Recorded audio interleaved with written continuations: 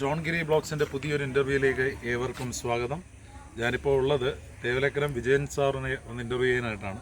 നമ്മുടെ ചവറ മേഖലയിലെ വിവിധ രംഗങ്ങളിൽ മെയിനായിട്ട് അദ്ദേഹം ഗായകൻ കൂടിയാണ്. ഇപ്പോൾ കലാരംഗത്ത് നിരവധി കാലമായി പ്രവർത്തിക്കുന്ന ഒരു വ്യക്തിയാണ്. അദ്ദേഹത്തെയാണ് നമ്മളിന്ന് ഇൻ്റർവ്യൂ ചെയ്യുന്നത്. അപ്പോൾ നമുക്ക് ഇൻ്റർവ്യൂയിലേക്ക് പോകാം. അപ്പോൾ സാറ് എത്ര വർഷമായിട്ട് വിവിധ കലാരംഗങ്ങളിൽ ചവറയിൽ ശ്രദ്ധിക്കപ്പെടുന്നുണ്ട്. പാർട്ടി വേദികളിലൂടെയാണ് ഞാൻ കൂടുതലും അടുക്കുകയും പരിചയപ്പെടുകയും ചെയ്യുന്നത്. നല്ലൊരു ഗായകനാണെന്ന് നമുക്കറിയാം. എത്ര വർഷമായി സാർ ഈ മ്യൂസിക് രംഗത്തേക്ക് വന്നിട്ട്? 8ാം ക്ലാസ് മുതൽ. ആദ്യം തുടക്കം എവിടെയായിരുന്നു? തേവലക്കര. പ്രയർ ഗ്രൂപ്പുകളിലൊക്കെ പാടിയിട്ടുള്ളതായിട്ട് നമ്മൾ കേട്ടിട്ടുണ്ട്. അതെ, +1 പഠിക്കുന്ന സമയത്ത് അല്ലേ? ലാറ്റിൻ കത്തോലിക്ക ദേവാലയങ്ങളിലായിരുന്നു കൂടുതലും പാടിയിട്ടുള്ളത്. കൂടുതലും ക്രിസ്തീയ ഭക്തി ഗാനങ്ങളിലൂടെയൊക്കെ ആയിരുന്നു തുടക്കം. പള്ളികളിലെ കൊയർ ഗ്രൂപ്പുകളിലൂടെയൊക്കെ ആയിരുന്നു തുടക്കം. തുടർന്ന് ഏത് മേഖലകളിലേക്കാണ് സാറ് തിരിഞ്ഞത്? തുടർന്ന് അന്നും ശാസ്ത്രീയ സംഗീതം പഠിക്കാൻ പോകുമായിരുന്നു. അതും നാടിക്കും നാഥധാര എന്ന് പറയുന്ന ഗാനമേള ട്രൂപ്പിലൂടെയാണ് ഗാനമേള രംഗത്ത് വരുന്നത്. അത് കഴിഞ്ഞിട്ട് വിവിധ അധ്യാപകരുടെ ഗുരുക്കന്മാരുടെ അടുത്ത് പോയി സംഗീതം പഠിക്കാൻ സാധിച്ചു.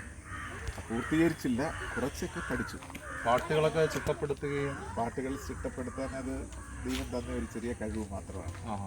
അതിൽ നമ്മൾ ചെയ്യുന്നുണ്ട്. പാട്ടുകളൊക്കെ ചിട്ടപ്പെടുത്താറുണ്ട്. അപ്പോൾ സാറ് ചിട്ടപ്പെടുത്തിയ ഒരു 2 വരി, സാറ് സ്വന്തമായി ചിട്ടപ്പെടുത്തിയ ഒരു 2 വരി നമ്മൾ ഈ ഇൻ്റർവ്യൂവിന് വേണ്ടി ഒന്ന് ആലോചിക്കാം. ഇപ്പോൾ ഈ അടുത്ത സമയത്ത് വിവിധ ഭാഷകളിലുള്ളത് ചെയ്തിട്ടുണ്ട്. അതിൽ ഇപ്പോൾ അടുത്ത സമയത്ത് ചെയ്തത് കാട്ടിൽ മേക്കവിൽ അമ്പലത്തിലെ ഡിവോഷൻ സോങ്. അപ്പോൾ കാട്ടിലമ്പലത്തിലെ ആ ഡിവോഷൻ സോങ്ങിൻ്റെ ഒരു 2 വരി നമ്മുടെ ഇൻ്റർവ്യൂവിൻ്റെ ഭാഗമായിട്ട് സാറൊന്ന് പാടും. കരുണ്യക്കടലേ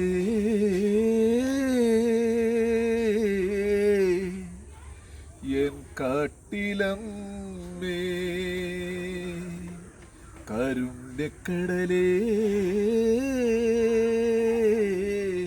എൻ കാട്ടിലമ്മേ, കടലിൻ്റെ തീരത്തു കരിമണ്ണിൽ കുടികൊള്ളും കലിയുഗവരതേ കാവ്യാത്മികേ, കാത്തരുളേണമേ ഞങ്ങളെ നീ.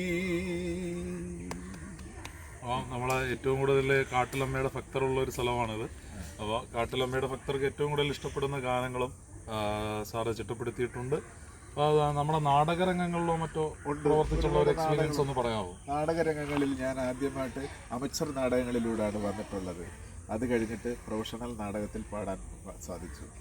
ഏതൊക്കെ പ്രധാനപ്പെട്ട പ്രൊഫഷണൽ ടീമുകളോടൊപ്പം വർക്ക് ചെയ്തിട്ടുണ്ട്? കൊല്ലം അസിത ആർട്സ്. അന്ന് അസിത ആർട്സിൻ്റെ എഴുത്തെന്ന് പറയുന്നത് M. കൃഷ്ണൻ നായരായിരുന്നു. അതിനകത്ത് ആദ്യമായിട്ട് സംഗീത സംവിധാനം ചെയ്യുന്ന ആലപ്പി ഋഷിയസിൻ്റെ ശിഷ്യനായിട്ട് ഞാൻ അതിൽ പാടാൻ ഭാഗ്യം കിട്ടിയിട്ടുണ്ട്. അത് കഴിഞ്ഞിട്ട് അഡ്വക്കേറ്റ് മണിലാൽ എന്ന് പറയുന്ന മഹാനായ വ്യക്തിയുടെ പടയൊരുക്കം, പമ്പമേളം എന്നീ നാടകങ്ങളിൽ പാടാൻ സാധിച്ചിട്ടുണ്ട്. പിന്നെ ആറ്റിങ്ങൽ ഒരു പത്മശ്രീ തിയേറ്റേഴ്സിനകത്ത് പാട്ട് റെക്കോർഡ് ചെയ്ത് കൊടുത്തിട്ടുണ്ട്. പിന്നെ അങ്ങനെ വിവിധ ഗ്രൂപ്പുകളിലെ നാടക സമിതികളിൽ പാടാനുള്ള ഭാഗ്യം ഉണ്ടായിട്ടുണ്ട്. സ്വന്തമായിട്ട് നിരവധി കുട്ടികൾക്ക് സംഗീതം പഠിപ്പിക്കുകയും കൂടെ ചെയ്യുന്നുണ്ട്. ഞങ്ങൾ തമ്മിൽ മറ്റൊരു ബന്ധവും കൂടിയുണ്ട്. സാറിൻ്റെ മകളെ ഞാൻ സമാന്തര വിദ്യാഭ്യാസ രംഗത്ത് പഠിപ്പിച്ചിട്ടുണ്ട്. അങ്ങനെയും ഞങ്ങൾ തമ്മിലൊരു അടുപ്പമുണ്ട്. ഇപ്പം നല്ല എന്താ പറയുക, നമ്മുടെ ചവറ മേഖലകളിൽ അറിയപ്പെടുന്ന അല്ലെങ്കിൽ എത്ര കണ്ട് സാറിനെ ഉപയോഗിച്ചിട്ടുണ്ടെന്ന് എനിക്കറിയില്ല. പക്ഷേ നമ്മുടെ മേഖലകളിൽ സംഗീതത്തിന് വേണ്ടി ജീവിതം ഒഴിഞ്ഞു വെച്ച ഒരു കലാപ്രതിഭയാണ്. അദ്ദേഹത്തെയാണ് തേവലക്കര വിജയൻ എന്നാണ് സാറിൻ്റെ പേര്. അപ്പം നമ്മളെ സാറിനെ ഈ പ്രോഗ്രാമിലേക്ക് കൊണ്ടുവരുന്നത് ഇന്ന് നമ്മുടെ മ്യൂസിക്, ഞാൻ 1-2 തവണ ചില പ്രോഗ്രാമുകളിലാണ് പാട്ട് കേൾക്കുന്നത്. നമ്മൾ ആളുകളെ വ്യക്തിപരമായി അറിയാമെങ്കിലും സംഗീതം കേട്ടതോടുകൂടിയാണ് ഞാനും ഒരു ആരാധകനായിട്ട് മാറിയത്.